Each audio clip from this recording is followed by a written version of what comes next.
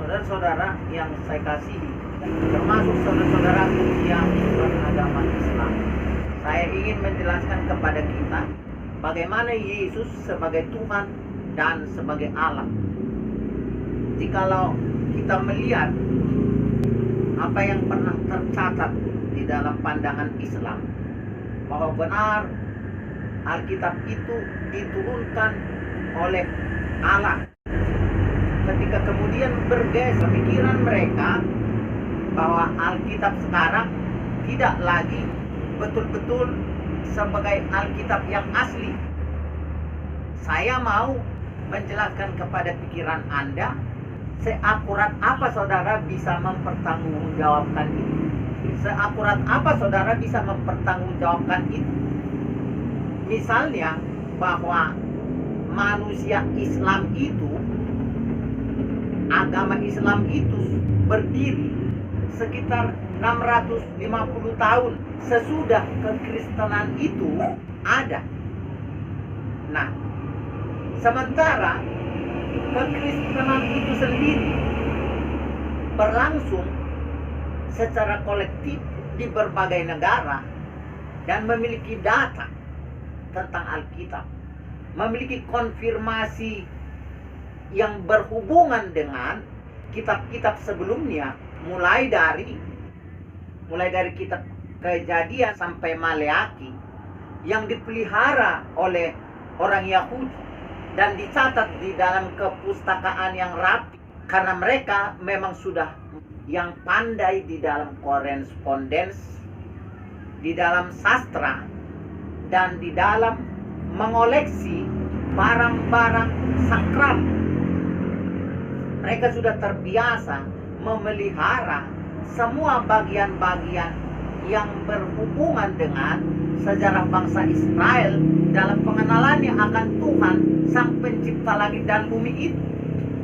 Nah, sekarang bagaimana kemampuan dari seseorang yang bernama A, yang lahir kemudian 650 tahun bersama dengan sahabat-sahabatnya untuk memastikan bagaimana Alkitab itu asli atau palsu. Yang jelas bahwa Alkitab itu tidak bisa dibuktikan sebagai asli maupun palsu oleh orang-orang yang menolak Alkitab itu sebagai asli. Bagaimana mungkin saudara keturunan dari si A yang baru lahir dan yang baru ada pada tahun 650, sementara keturunan dari si B sudah lahir pada tahun 1 dan mereka mewarisi pustaka dari nenek moyang mereka, baik secara rohani maupun sebagai secara sipil. Seperti saya misalnya sebagai keluarga besar dari Sinaga, keturunan dari Sinaga yang pertama, kedua, ketiga, keempat, sampai saya adalah generasi ke-17. Dan sekarang keluarga besar Sinaga hampir ada 1 jutaan. Jikalau dihitung dengan keluarga perempuannya. Nah, kami semua memiliki sejarah yang pasti. Kami semua memiliki catatan resmi, karena itu terdogma di dalam budaya kami. Bagaimana kisah Sinaga itu sudah pasti tidak bisa lebih dipahami oleh yang bukan marga Sinaga. Apalagi kalau mereka baru lahir 600 tahun lebih kemudian sesudah Sinaga yang terakhir ada. Dari situ kita lihat fakta-fakta bahwa yang terjadi di sana adalah asumsi dan pendapat-pendapat untuk membela mereka yang tidak benar. Hanya karena ini bersifat perseberangan antar komunitas. Karena ini bersifat sebuah kompetisi di dalam memperjuangkan sebuah keyakinan, di dalam berapologetik secara subjektif terhadap agamanya. Nah, ketika saudara-saudara kita dari orang yang menolak Alkitab itu sebagai Alkitab yang dihimpun dari catatan-catatan orang yang legal sebagai penulis Alkitab, di dalam arti mereka jujur, mereka terkonfirmasi, bukan di dalam posisi membesar-besarkan, karena pada masa lahir mereka bukan sedang menjadi musuh dari salah satu pihak. Penulis-penulis Alkitab, bahwa penulis-penulis Alkitab tidak pernah terlibat di dalam konfrontasi peperangan terhadap sebuah kelompok lain, sehingga dia membesar-besarkan kelompok tertentu di dalam berlawanan terhadap pihak lain. Nah, jadi saya mau mengatakan catatan yang pertama adalah tidak pernah ada bukti dari orang-orang yang mengakui bahwa Alkitab itu tidak asli. Mereka terlalu jauh memikirkan itu. Mereka hanya mengklaim ini adalah ajaran wahyu. Mereka hanya mengklaim ini adalah ajaran dari yang Maha Tahu. Nah, saudara-saudara, tetapi satu hal tadi, mereka sudah mengakui bahwa Alkitab itu diturunkan oleh Tuhan Sang Pencipta. Jikalau Tuhan menurunkan sebuah kitab, surat Paulus kepada Timotius dikatakan bahwa orang menulis Alkitab, menulis catatan-catatan tentang kesaksian akan perbuatan Allah adalah dengan dorongan Roh Allah sendiri. Jadi kalau Alkitab itu ditulis berdasarkan dorongan dari Roh Allah itu sendiri. Sementara satu pihak ada yang berkata bahwa Alkitab bisa dipalsukan oleh manusia. Sekarang apakah manusia lebih berkuasa daripada Allah sendiri? Nah, jadi jika saudara berkata bahwa Alkitab itu sudah dipalsukan oleh tangan-tangan jahil manusia, itu berarti saudara sedang percaya bahwa ada satu Allah yang Anda percayai, dia bisa dikalahkan oleh orang-orang yang bertangan jahil.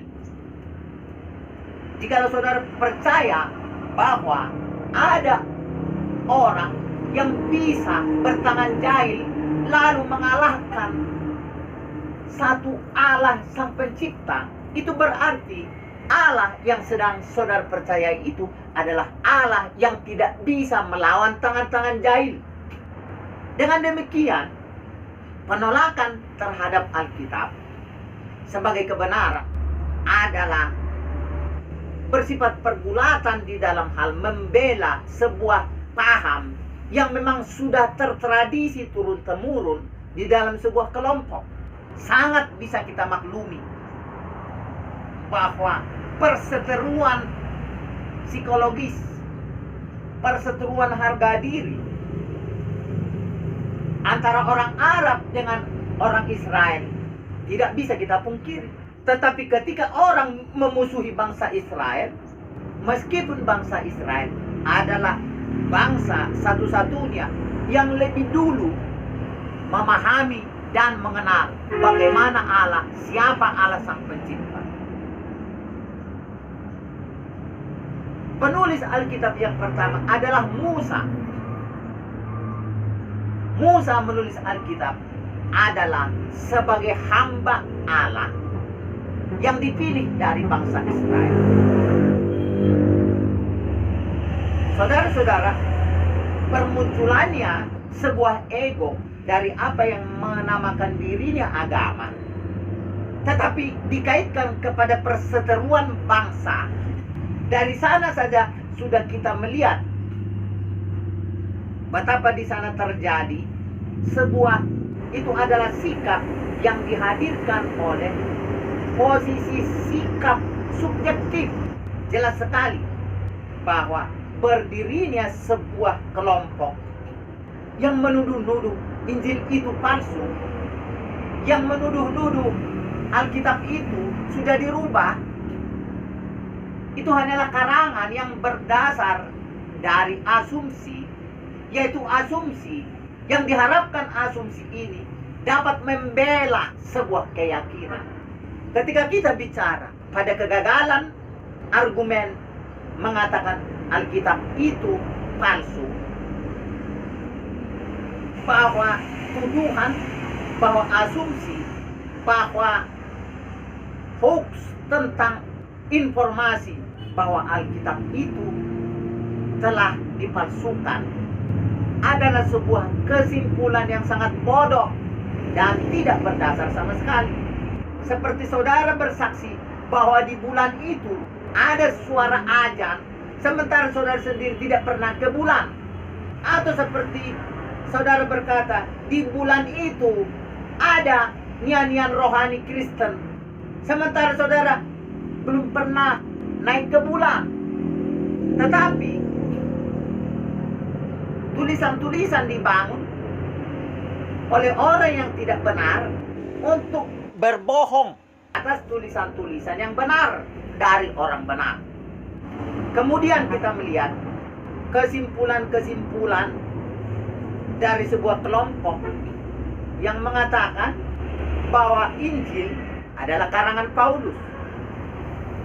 Ketika ada seorang penceramah yang menjelaskan ini, dia sendiri tampil di dalam ceramahnya itu mengatakan bahwa di dalam kitab Markus Paulus berbicara. Itu jelas-jelas dari video saudara Ustadz Khalifah Sinaga. Dia mengatakan satu hal, bahwa Paulus di dalam Injil Markus mengatakan bahwa semua yang berkaki empat sudah dihalalkan kecuali kaki meja. Mereka yang mengatakan ini adalah orang-orang yang bodoh. Seperti Khalifah Sinaga itu jelas-jelas adalah orang bodoh. Apakah dia ustadz, apakah dia orang hebat, saya tidak peduli. Yang jelas ketika dia mengatakan bahwa Injil itu ditulis dan dikarang oleh Rasul Paulus, itu bodoh. Sebab Injil itu terdiri dari 27 kitab. Yang disebut surat-surat Paulus adalah beberapa surat dari antara ke-27 kitab Perjanjian Baru itu. Bagaimana mungkin Paulus menjadi pengarang Injil? Bahwa kekristenan itu adalah didirikan oleh Rasul Paulus. Kata komunitas ini, kata kelompok ini, kata sebagian ustadz ini. Padahal dia sendiri tidak memahami siapa Paulus.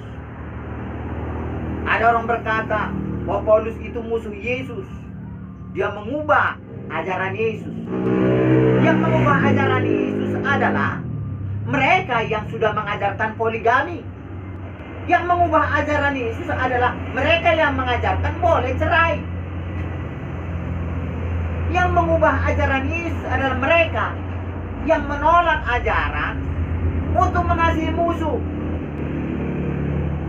Yang menolak ajaran Yesus adalah mereka yang merasa diutus oleh satu Allah untuk membunuh orang lain atas perintah satu Allah.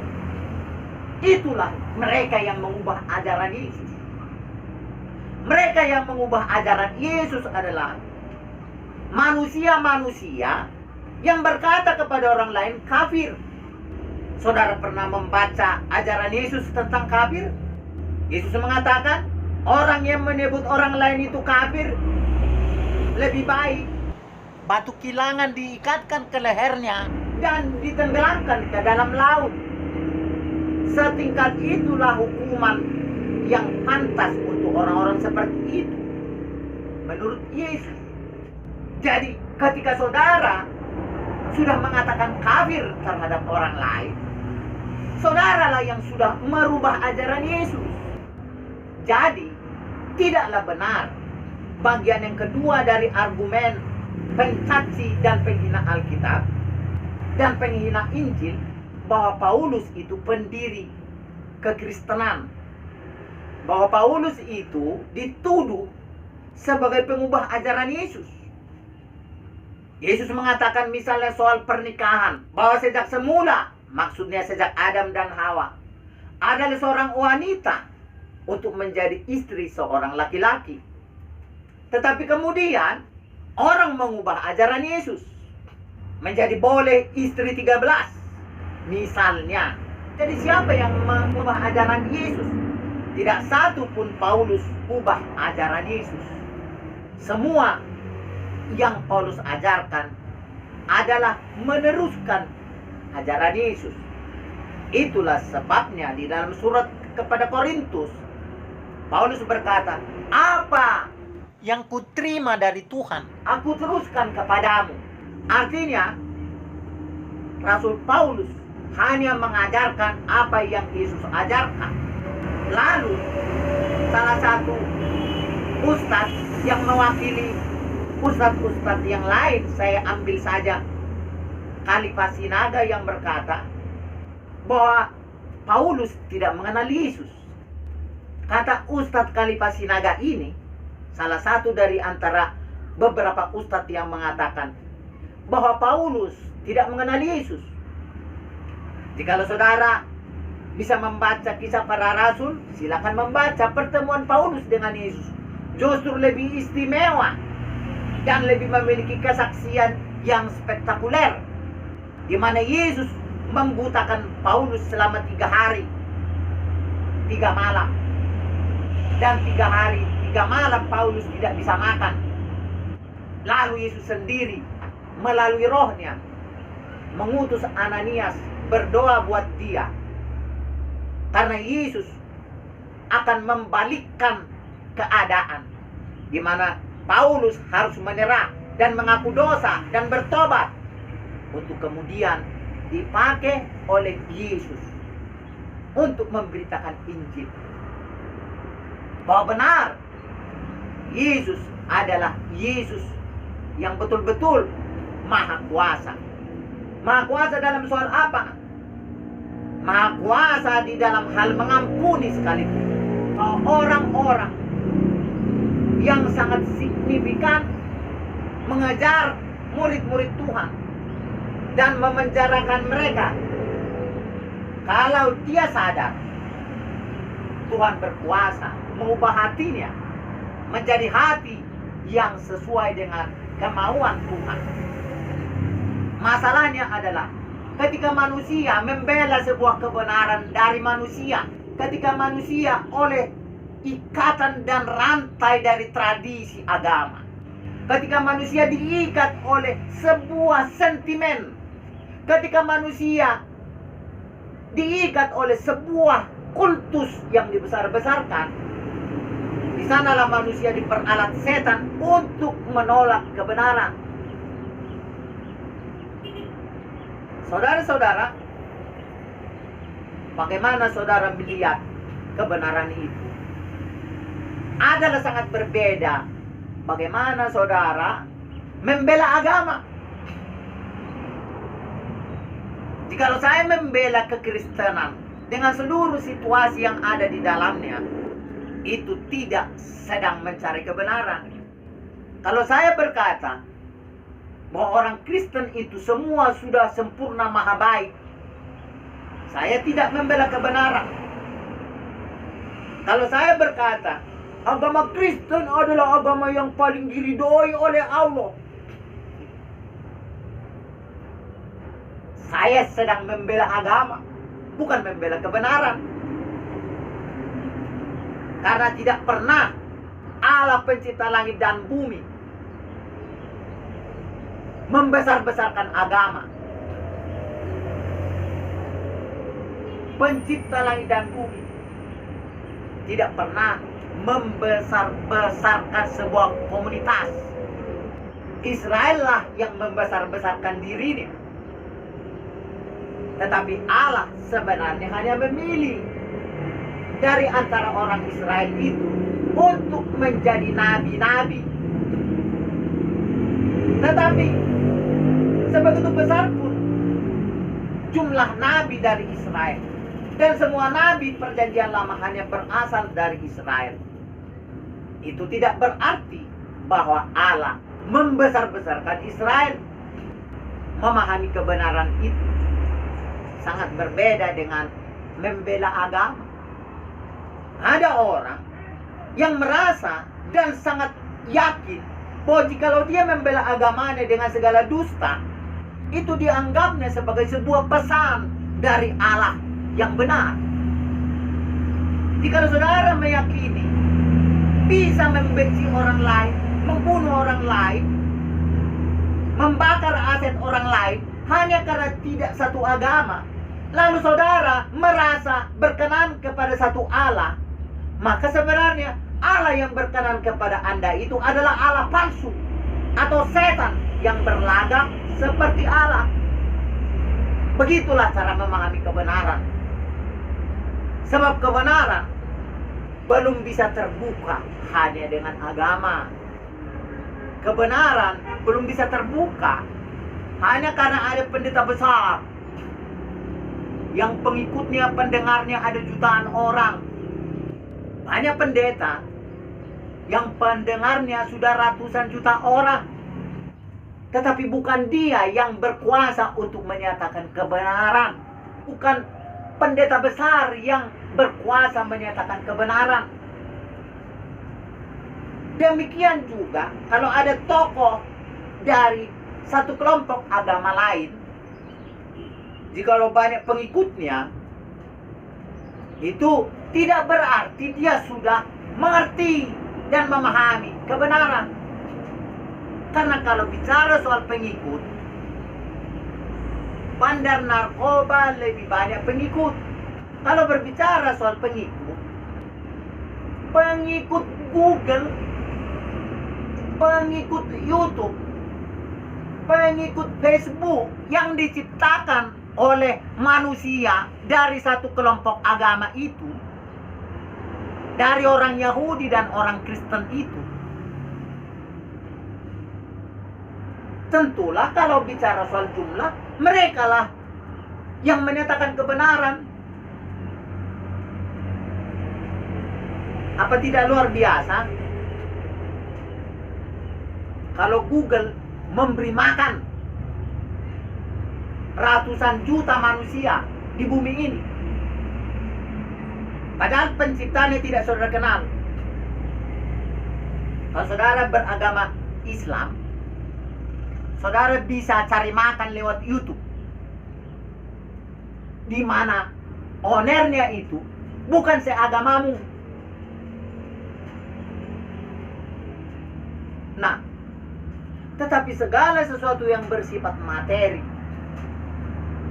segala sesuatu yang bersifat kelembagaan, tidak pernah menjadi bukti kebenaran. Alkitab hanya menjelaskan bahwa Allah telah menyatakan dirinya. Saudara mengerti artinya? Allah menyatakan dirinya. Allah menyatakan dirinya.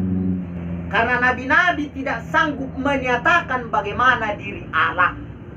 Sama seperti kalau saudara mendengarkan kata-kata orang mengenai saya, barangkali saudara hanya bisa mendapatkan 50% dari kebenaran tentang saya. Demikianlah para nabi tidak bisa menjelaskan seutuhnya tentang kebenaran itu, tetapi mereka betul berkontribusi. Allah yang mengasihi manusia itu di dalam Yohanes pasal 1 ayat 1 sampai 14 dikatakan telah menyatakan diri, karena Allah itu adalah roh, dan roh itu berfirman